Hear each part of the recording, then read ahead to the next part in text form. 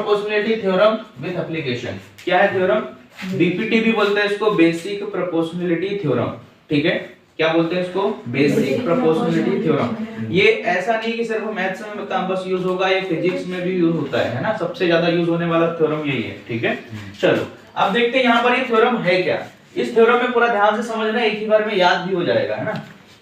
A line drawn parallel to one side of, यहाँ पर ध्यान दो, एक हमारे पास क्या है? ट्रायंगल है। इस ट्रायंगल के किसी भी एक साइड के, इस ट्रायंगल के, ये जैसे कोई एक ट्रायंगल है, इसकी किसी भी इस साइड के पैरेलल खींचो, या फिर इसके नहीं खींचना तो इसके पैरेलल खींचोगे, या इसके नहीं खींचना तो आपको इसके पैरेलल खींचोगे।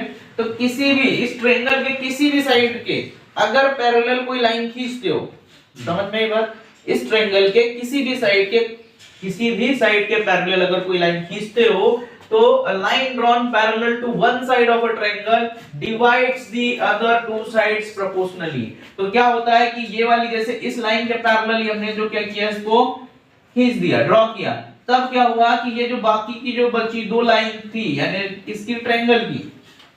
जब किसी एक ट्रायंगल के एक लाइन के पैरेलल अगर हम कोई दूसरी लाइन खींचते हैं, तो बाकी दो लाइंस को क्या करेगी? प्रोपोर्शनली डिवाइड करती है। क्या करेगी? मतलब ये वाली जो लाइन है वो इस लाइन को और इस लाइन को देखो, दो हिस्सों में प्रोपोर्शनली डिवाइड कर दिया इसने। समझ में आई बात? क्लियर है? थ्योरम क्या बोलता है कि ट्रायंगल की किसी एक साइड के पैरेलल अगर आप कोई लाइन खींचते हो, तो उसकी बची दो साइड्स को वो प्रोपोर्शनली डिवाइड करता है। समझ में आ गया? क्लियर है?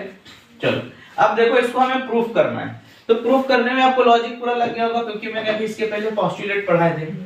हमने क्या पोस्टुलेट में कहा था कि जब भी अगर हमें कोई भी दो ट्रायंगल्स को सिमिलर प्रूफ करना हो, तो पहले ये देखना पड़ता है कि दोनों में कॉमन है क्या।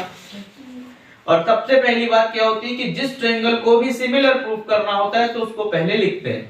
तो देखो यहाँ पर सबसे पहले हमें देखना है कि गिवन क्या क्या दिया है। यहाँ पर गिवन दिया है एक ट्रायंगल एबीसी है, क्योंकि ट्रायंगल की बात किया तो ट्रायंगल का नामकरण करना जरूरी है, कुछ भी कर सकते हो। तो एबीसी है, line DE is drawn parallel to side. कौन सी साइड के पैरेलल? बीसी के पैरेलल। आप यहां लिख दो तो ज्यादा क्लियर रहेगा। लो, बीसी के पैरेलल हमने क्या किया, ये हमारे पास ट्रायंगल एबीसी है, इसकी बीसी जो लाइन है इसके पैरेलल डीई हमने क्या किया, एक लाइन ड्रॉ किया। चलो ठीक है, और which meets AB at D.